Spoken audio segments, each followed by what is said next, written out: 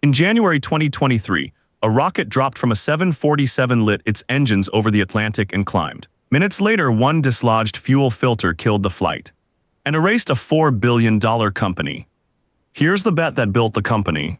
Virgin Orbit wanted to launch small satellites without a launch pad. Instead of a tower on the ground, a modified 747 named Cosmic Girl carried the rocket up to about 35,000 feet and let it go. Take off from any long runway, dodge bad weather, launch on short notice. That was the pitch. Riding on it, hundreds of employees, a stock market valuation in the billions, and Richard Branson's ambitions in space beyond tourist flights. One decision would change everything. So how does an air-launched rocket actually work? Start with the plane. Cosmic Girl was a retired Virgin Atlantic 747 with a rocket, called Launcher 1, bolted under its left wing. The plane took off like any airliner and climbed to about 35,000 feet, roughly the altitude of a normal passenger flight. That's the trick. At that height, the air is thin, so the rocket doesn't have to fight through the thickest part of the atmosphere. The plane does the first bit of the work for free.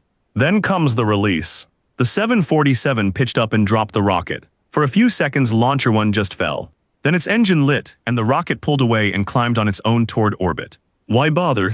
Because a ground rocket needs a fixed launch site, a launch window, and clear weather over that exact spot. An airplane can take off from many runways, fly around a storm, and release the rocket wherever the sky is clear. For small satellites that need to get up quickly, that flexibility was the whole selling point. And it wasn't just a slide deck. Before the flight that ended the company, Virgin Orbit had already done this for real. It reached orbit successfully on earlier missions and delivered satellites. The hard physics worked.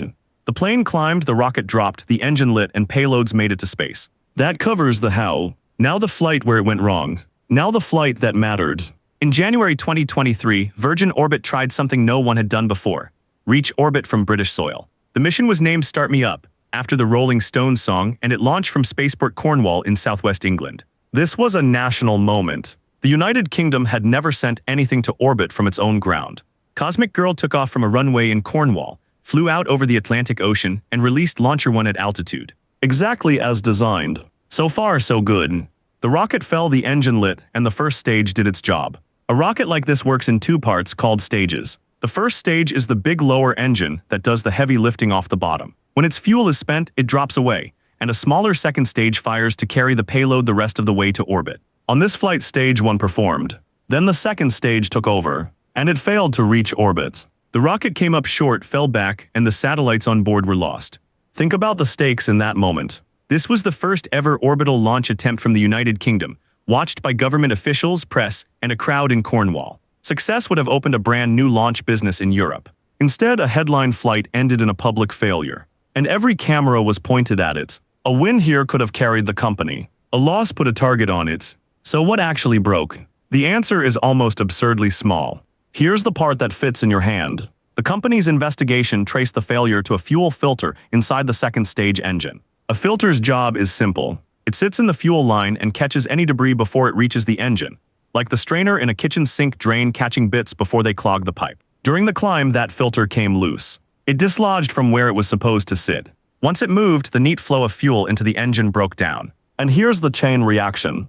Rocket engines are cooled by their own fuel. The propellant runs through channels around the hot parts before it burns, carrying the heat away. So when the dislodged filter disturbed that fuel flow, the engine lost part of its cooling and its steady feed at the same time. Starved and overheating, the second stage engine shut down early. Once that engine quit, there was no way to reach orbit. The rocket didn't have the speed to stay up, so it fell back toward Earth and the payloads were gone. Sit with the scale of that.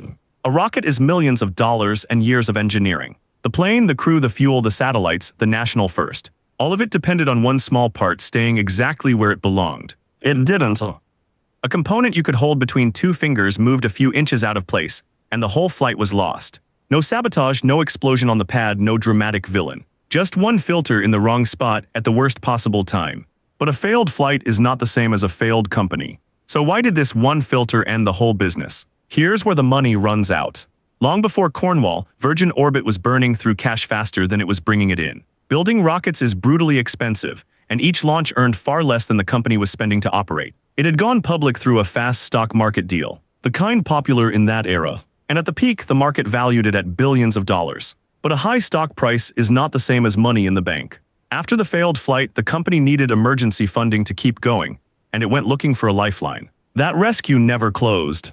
In March 2023, just weeks after the failure, Virgin Orbit paused all operations and sent most of its roughly 750 employees home without pay. A short time later, it laid off almost everyone. With no new money and no revenue, there was nothing left to run on. The company filed for Chapter 11 bankruptcy, the legal process a business uses when it can't pay its bills and needs court protection while it winds down or sells off. And that's exactly what happened next. Virgin Orbit didn't survive as one company. It was carved up and sold in pieces. The planes, the equipment, the buildings, sold to different buyers at auction. Now put a number on it. At its high point, the company was worth in the range of $4 billion. Within about 2 years, that value was gone, wiped out down to scrap and real estate sold off in a courtroom. Here's the brutal timing.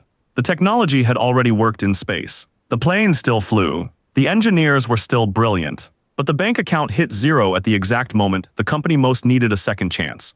And there was no second chance to buy. So here's the one decision that changed everything. And it wasn't the filter. It was the money. A thinly funded launch startup left itself no margin to absorb even a single failure. The filter didn't have to be fatal. The finances made it fatal. Look closely and the technology holds up. Air launch was never proven wrong. The plane worked, the release worked, and the rocket had already reached orbit on earlier flights. What failed was the buffer between one bad day and total collapse. Because there wasn't one. A better-funded company treats a failed launch as a hard, expensive lesson, fixes the part, and flies again in a year. Virgin Orbit couldn't, because it ran out of cash at the precise moment it needed to prove it could recover. That's why the framing holds. One fuel filter, $4 billion lost. A single point of failure. One small part in one engine. Met a company with zero slack in its bank account. The part was replaceable. The runway of money was not. When those two things line up, a problem the size of your thumb can take down a business the size of a stock market darling. The lesson isn't about rockets. It's about margin. The takeaway is simple, and it's not really about space. Small failures don't kill strong companies. They kill fragile ones that can't survive a single bad day. Build a buffer or one loose part writes the ending. If this way of opening the box was worth your 5 minutes, subscribe and go watch how SpaceX made rocket failures survivable.